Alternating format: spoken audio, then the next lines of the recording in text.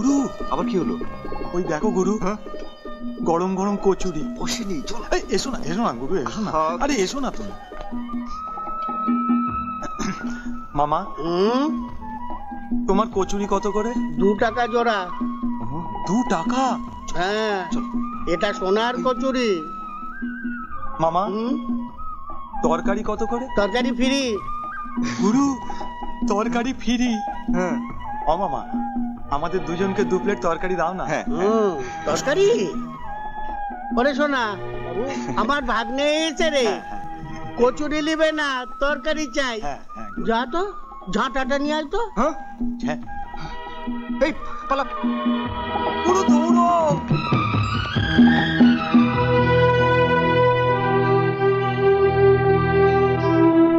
কি ব্যাপার লাবণ্য, ওর প্রেশার এত লো? হবে না, আর কিছুদিন পর হয়তো মরেই যাবে। গ্রাম থেকে ফেরার পর খাওয়া দাওয়া প্রায় করছে না বললেই চলে। Very bad. খেতে হবে, তোমাকে পেট ভরে খেতে হবে। কি ডাক্তার তুমি? মেয়েটার কি হাল করেছো দেখেছো? প্রেশার নেমে একেবারে 60-তে। ও বিয়ের পর সব ঠিক হয়ে যাবে। এই গয়নাগুলো দেখো, নিশ্চয়ই তোমাদের পছন্দ হবে। আমি কতবার তোমাদের বলেছি, এই বিয়ে আমার পক্ষে করা সম্ভব নয়। মেয়েদের এত জেদ ভালো নয়। আগামী 17ই বৈশাখ আমার বন্ধু শিবেনের ছেলের সঙ্গে তোমার বিয়ে হবে। And that's my final decision. না, কখনো না। জীবন ছাড়া অন্য কোনো পুরুষকে বিয়ে করা আমার পক্ষে সম্ভব নয়। তুমি আমাকে কেন তো কিছুতে বিয়ের পিড়িতে বসাতে পারবে না। It's impossible. গয়নার বাক্সগুলো তুলে রেখো। আমি বিয়ে করব না। আমি কিছুতেই বিয়ে করব না। শোন শিবা, করব না। কি হচ্ছে কি? আমি বিয়ে করব অঙ্কুশ না, অঙ্কুশ না।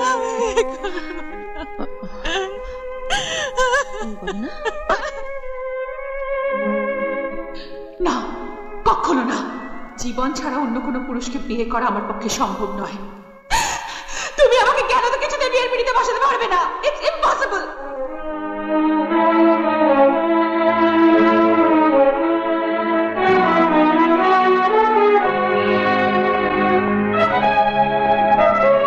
ডাক্তার,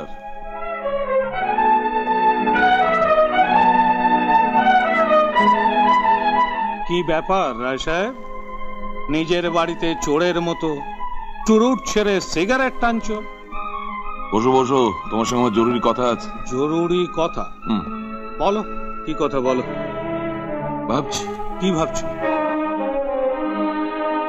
ভাবছি আমার বংশের সম্মান রক্ষার কথা, আমার মেয়ের ভবিষ্যৎ সুখের কথা। তোমার কথা তো আমি কিছুই বুঝতে পারছি না। দেখো ডাক্তার, এই রায় বংশের মান সম্মান স্ট্যাটাস সব সব তোমার হাতে। হোয়াট ডু ইউ মিন?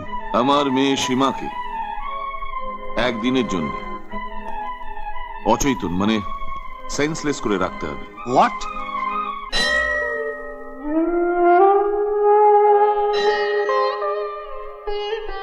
হে মা, হে মা কালী, দয়া করো মা, দয়া করো। আমাকে আমার সীমার সঙ্গে দেখা করে দাও মা, দেখা করে দাও, দেখা করে।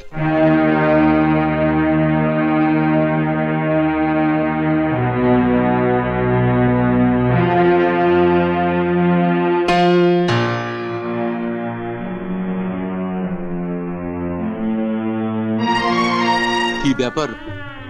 সীমা তখন থেকে চোখ বন্ধ করে আধশো অবস্থায় রয়েছে, ব্যাপারটা কি? আরে যে মেয়েটা 8 ঘন্টা অন্তর খাবার না পেলে পাগল হয়ে যায়, সে অধিবাস থেকে এখন পর্যন্ত নির্জলা উপবাস, সে চোখ বন্ধ করে নিস্তেজ হয়ে থাকবে না তা কি করবে? তাই বলো, বুঝলে রায়, হিন্দু শাস্ত্র বড়ই কঠিন। দেখি দাদা, আমি একটু যাই, আমি একটু যাই।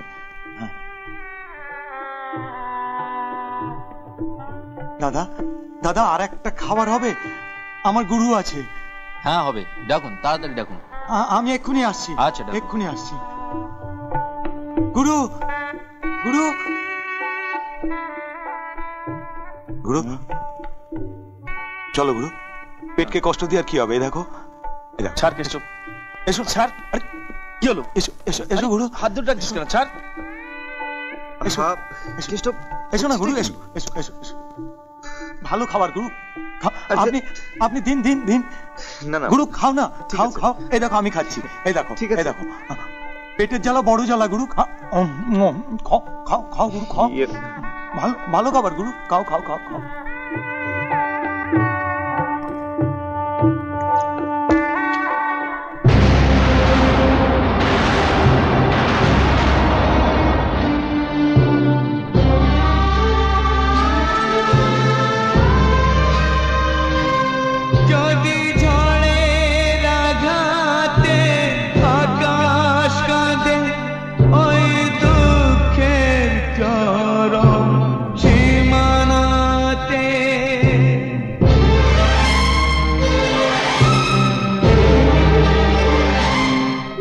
কোথায় ছিলি বাবা?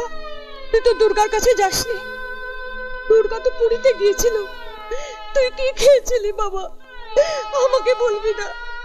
আমি তো তোর মা। চুপ করে আছিস কেন?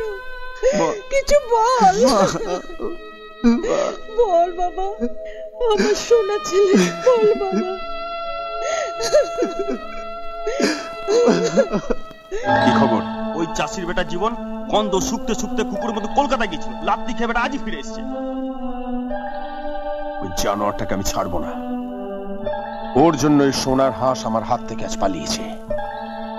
সেদিন ও আমাকে মেরেছিল, এবার আমি ওকে মারবো। হুজুর, আর ওকে কি মারবেন? ভগবানের মার, দুনিয়ার বার, আধা পাগল হয়ে গেছি। এবার আমি ওকে পুরো পাগল করে ছাড়বো। হ্যাঁ, আমি তো সব রকম চেষ্টা করলাম, কিন্তু সীমা মেন্টালি খুবই আপসেট। আমার মনে হয় ওকে কলকাতার বাইরে অন্য কোথাও চেঞ্জে নিয়ে যাওয়া উচিত। চেঞ্জে? ঠিক আছে, তুমি যখন বলছো। আচ্ছা ডাক্তার, একটা কাজ করলে হয় না? সীমাকে নিয়ে কালই উত্তর ভারত বেরিয়ে পড়ি। না না না, সারা উত্তর ভারত? কি বলছো দাদা? সারা ভারতবর্ষ, এমনকি সারা পৃথিবীময় সীমাকে নিয়ে ঘুরে বেড়ালেও ওকে তুমি আর সুস্থ করে তুলতে পারবে না। কেন জানো?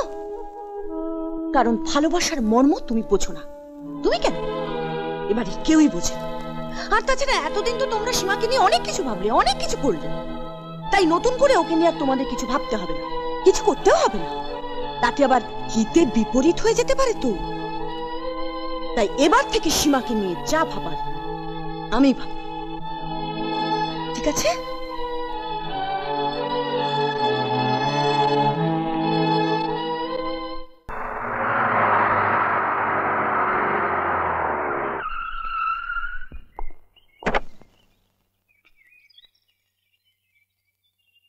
পিসিমা এই অসময়?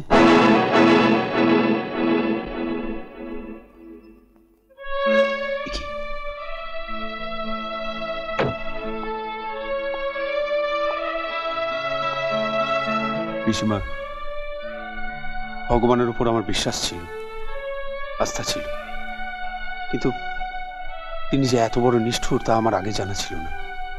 আস্থা জানলাম।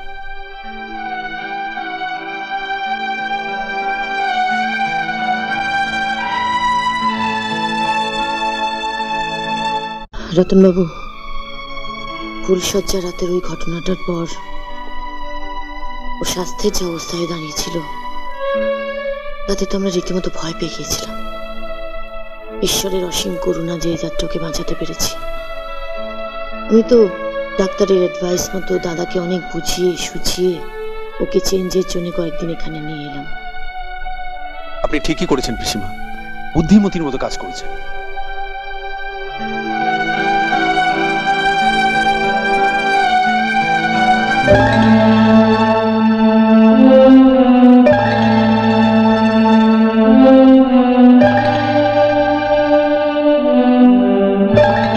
হে কৃষ্ণ, তোমার যে আমার ওপর এত দয়া ছিল তা আমার জানা ছিল না, আজ জানলাম। Thank god, thanks. রাধা, তুই? দিদি, তোমাকে এই বেশি দেখার আগে আমার মরণ হলো না কেন? সবই আমার ভাগ্য। তুই কেমন আছিস? ভালো আছি।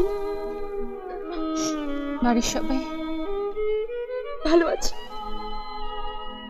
এখানে সবাই একজন ছাড়া সবাই ভালো আছে। সে নিশ্চয় জীবন। দিদির বিয়ে হচ্ছে দেখে জীবনদা কলকাতা থেকে নীরবে ফিরে এসেছিল। কি বলছিস রাধা? জীবন কলকাতা গিয়েছিল? হ্যাঁ পিসিমা, ভালোবাসা যে এত কাটা, এত যন্ত্রণা তা জীবনদার চোখে মুখে ফুটে উঠেছে। আর জীবনদাকে দেখলে মানুষের ভালোবাসার প্রতি ঘেন্না জন্মে যাবে।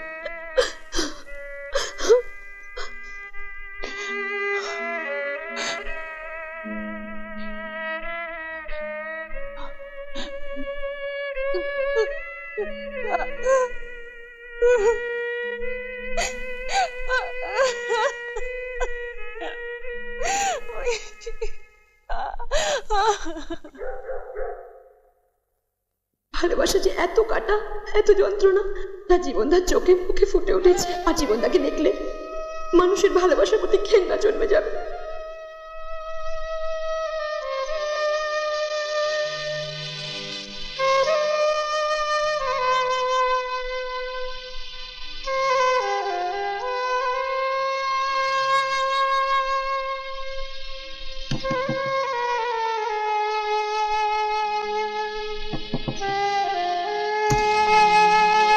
কি দিদিমণি, এত রাতে তুমি? রাধা, একটু বাইরে আসবি?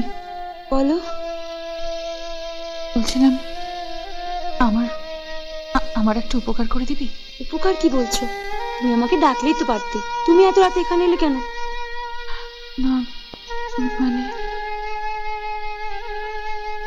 বলছিলাম যে কাল একবার বিকেলে তোর জীবনদাকে কঙ্কালীতলার মন্দিরে আসতে বলবি।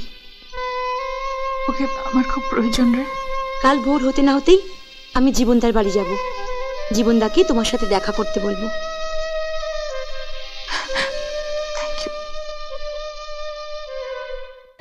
কর্তা বাবু, আপনার চা। আরে কোনো খবর আছে? আগে কিসের খবর কর্তা বাবু? কিসের খবর সেটা ভেঙে বলতে হবে? আচ্ছা দুলাল, তুই বল, অন্তত একটা চিঠি তো সে লিখতে পারতো। চিঠিটা এসেছে কর্তা বাবু, চিঠি। দেখি চিঠিটা দে। এই নিন।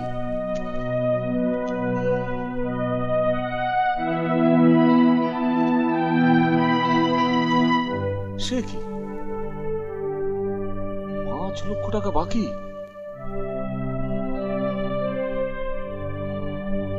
কিন্তু রায়পুরে লাস্ট ভিজিটে খাজনা বাবদ 5 লক্ষ টাকা তো আমি রতনকে দিয়েছি।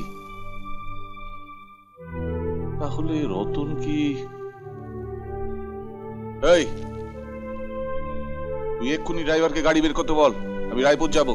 আচ্ছা। শোন, হ্যাঁ বলুন। আর ম্যানেজার বাবুকে বলবি ব্যাংক থেকে 5 লক্ষ টাকা এক্ষুনি উইথড্র করতে। যা। ও আচ্ছা। পিসিমা, ওই যে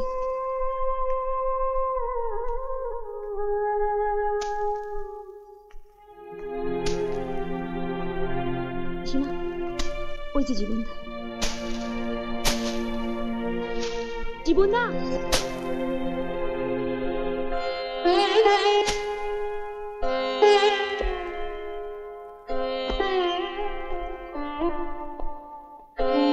রাধা, উনি কে? তোর কেউ হয়? উনি পিসিমা। নমস্কার। সীমা দিদিমণির পিসিমা।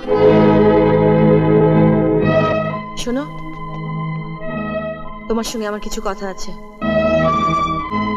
আমার দাদা অর্থাৎ সীমার বাবা আমার এবং সীমার ইচ্ছার বিরুদ্ধে ছল চাতুরি করে, একরকম জোর করে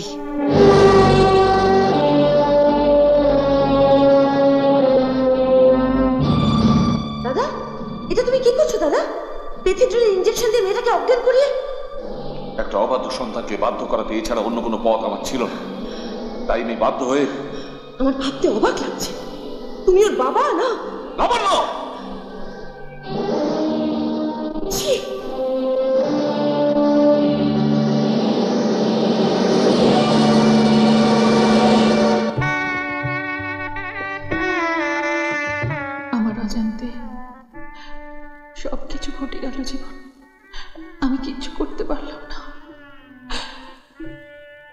সব উলট পালট হয়ে গেল।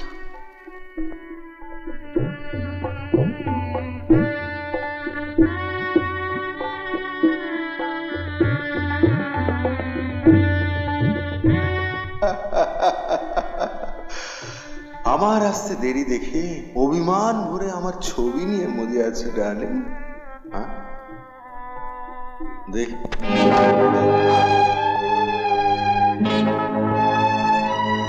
এটা কার ছবি? আমার মনের মানুষ। তাহলে আমি কি? একজন দায়বদ্ধ স্বামী। শুনুন, একজন স্বীকৃত স্বামী হিসেবে অধিকারের জোরে আজ রাতে আপনি হয়তো আমার শরীরটা পাবেন, কিন্তু আমার মন পড়ে থাকবে অনেক দূরে।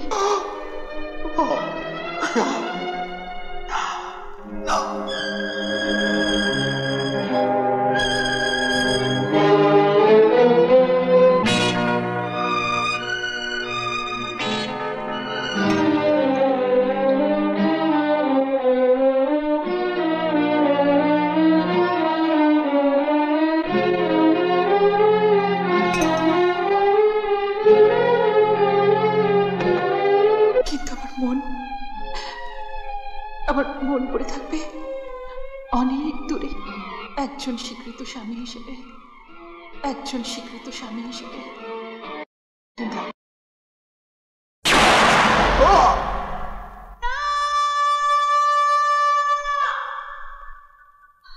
এই হলো তোমার সীমার ইতিহাস। পিসিমা, পিসিমা বিশ্বাস করুন, আমি চাইনি, সত্যি আমি চাইনি। সীমাকে আমি ভুল বুঝেছিলাম। হে ভগবান, হে ভগবান, তুমি কি করলে ভগবান? কেঁদো না জীবন, শোনো আমার কথা, শোনো, আমার সঙ্গে চলো, ও তোমার জন্যই অপেক্ষা করে বসে আছে। এমন আরো অনেক ভিডিও দেখতে এই চ্যানেলটি সাবস্ক্রাইব করে নিন এবং পাশের বেল আইকনটি প্রেস করে দিন।